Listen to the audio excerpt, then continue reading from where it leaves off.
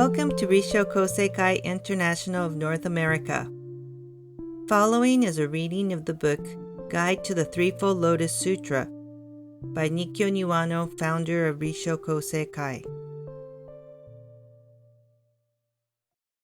Part 2. The Lotus Sutra of the Wondrous Dharma, Chapter 21.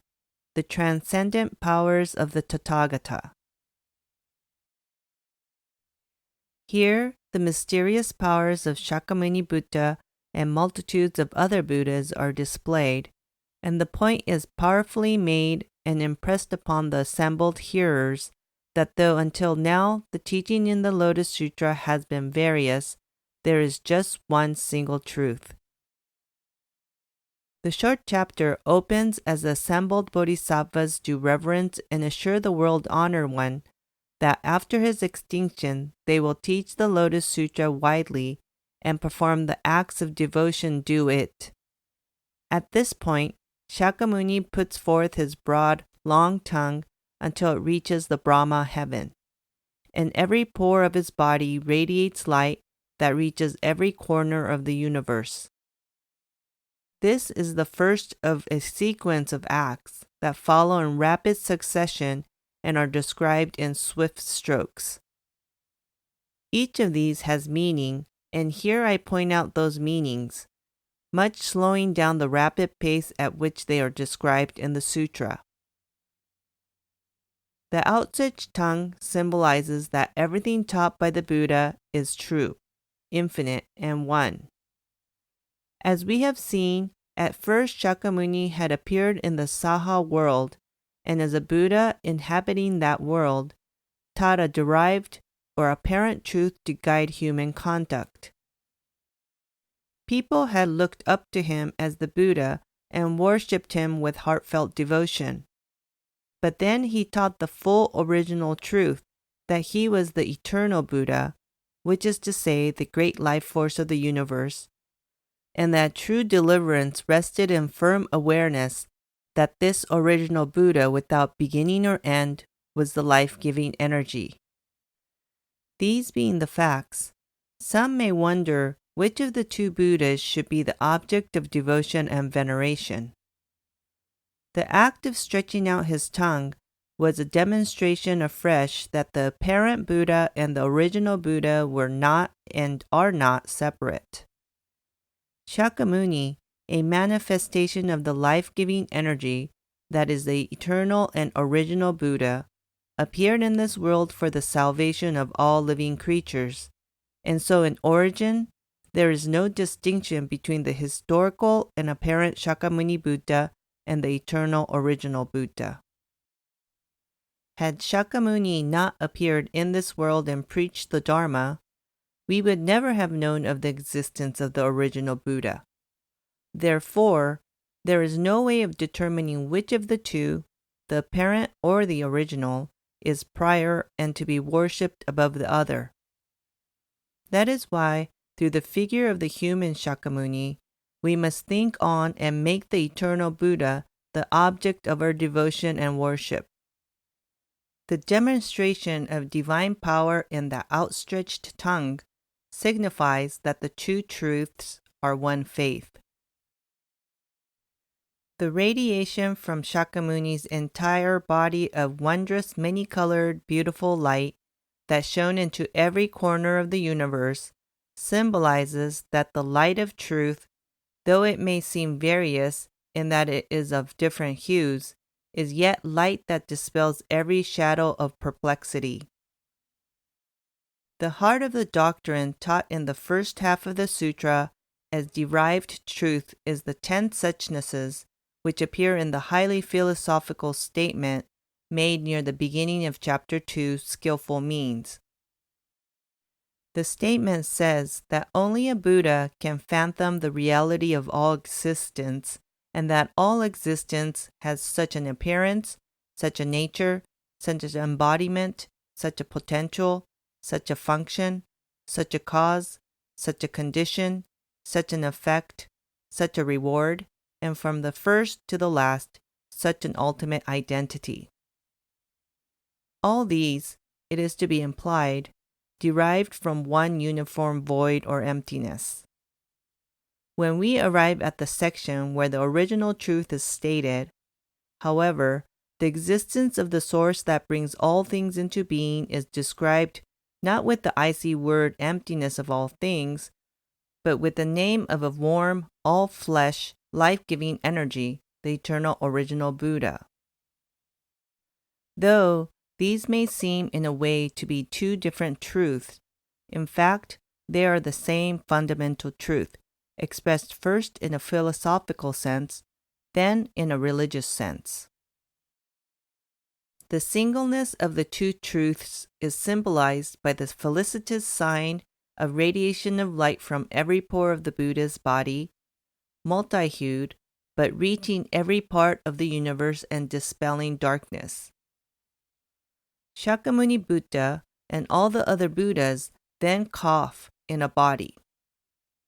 To cough in this case means to set forth the teaching, and for all to cough at the same time means no more or less than that all the teachings returns to one. Accordingly, the simultaneous coughing means that in terms of the preaching throughout Shakyamuni's lifetime, the three vehicles, that is, Shravaka, Patrika Buddha, and the Bodhisattva, are as such the one Buddha vehicle, or in terms of the Lotus Sutra, only the two truths are one teaching. Shakyamuni and all the other Buddhas then snap their fingers, again in a body as one. This action, in Indian custom, meant understanding, agreement or commitment, and mutual assurance, and what the Buddhas all commit themselves to and assure each other of is that together they will spread the teaching far and wide. Their commitment stems from a sense of boundless compassion for living beings, or in terms more easily understood today, a full sense of being one with others. If we think closely on the teaching of the Lotus Sutra from its very beginning right on through, its object is to awaken and make firm a sense of being one with others. The philosophy of apparent truth, that the real aspect of existence is emptiness of all things, in effect also teaches that any self is one with all others. The teaching of the original truth, that all people are brought into being by the original Buddha that is without beginning or end, similarly teaches in the deepest sense oneness with others. If all people attain this realization and make it part of their lives, that individual human being do not subsist separately but are fundamentally one substance, then indeed affection would overspread human relations and we would have a truly peaceful world. The ultimate aim of the Lotus Sutra was to teach that self and others are one substance, and when all the Buddhas together snapped their fingers, it meant that they committed themselves to spread through the Saha world the spirit that the two truths are one man, by which is meant that all men are one identical substance. Hard upon the action of the Buddhas coughing and snapping their fingers, heaven and earth responds by shaking 6 ways. The meaning of this is that as all were profoundly moved, they could not but manifest their feeling and action. This action is the practice of the Bodhisattva. In the first half of the sutra, which teaches apparent truth, the Buddha urges practice of the 6 perfections of a Bodhisattva. In the second half, in which the original truth is shown, as the truth comes home of the oneness of self and others, the believers can only move on to the Bodhisattva practice and urge to save others. Thus, the 6-way shaking of the earth signifies that there is one Bodhisattva practice whereby the 2 teachings are made manifest in the world. Next, by the divine power of the Buddha, the entire throng of all living beings in the universe is given the infinite vision not only of Shakyamuni Buddha and all the other Buddhas, but also of innumerable Bodhisattvas. If we translate this occurrence into the language of today, we may see it as symbolizing that though individual capacity to accept the teachings now shows remarkable difference from person to person, the time will come when surely all alike will attain the same awakening. This is the great vow and assurance we have from the Buddha. Thus, the infinite vision of the divine gathering seen by all living beings in the universe signifies the Buddha's prediction of future uniform capacity for all. The Buddha's mysterious power will assuredly bring this to pass. As all living creatures are given this infinite vision and look upon the figures of the Buddhas and Bodhisattvas, their ears are filled with the sound of heavenly voices urging them to look up in gratitude and pay homage to Shakyamuni Buddha for teaching the great Vehicle Sutra, the lotus flower of the Wondrous Dharma, a teaching that instructs Bodhisattvas and that Buddhas protect and keep in mind. This chorus of voices of the gods in the sky, reverberating in the ears of all creatures, is a moving revelation from heaven. A revelation that this very teaching of the Lotus Sutra is the supreme truth, the giver of life in the universe, the maker of harmony, the bringer of true repose. If we translate the sense of this awakening into contemporary language, we may understand it to mean simply that all the various religions in the world today only clutter the way to mankind's common well-being, but that in the future, without fail, all religions and learning will converge in the teaching of the Buddha. Final truth, as best, can only be one, and so if all human beings move upward on the way, though only bit by bit, they must arrive at last the one teaching. This has been the interpretation of the meaning of this passage since early times. At this point, to return to the text, upon the command of voices from the heavens, all the living beings of the universe turn towards the Saha world, the palms of their hands together in reverence, and raise their voices to chant, Nama Shakyamuni Buddha. Buddhism is in origin the teaching of human Shakyamuni Buddha, and so it is impossible to speak of Buddhism apart from the person of Shakyamuni. The reader will recall that in chapter 16, dealing with the lifespan of the eternal Tathagata, Shakyamuni made clear that he in his apparent body alone was not to be thought of as the Buddha, for the Buddha had existed from before, and the true body or substance of the Buddha was the great life force of the universe. If we put these two things together, then there is nothing surprising about all the creatures of the universe hailing Shakyamuni Buddha and worshipping him. As true human knowledge advances, it is bound to recognize the truth of Shakyamuni's teaching, and men cannot but take refuge in it. In the language of the sutra, all beings dedicate themselves to the Buddha, for this is the meaning of Nama Shakyamuni Buddha.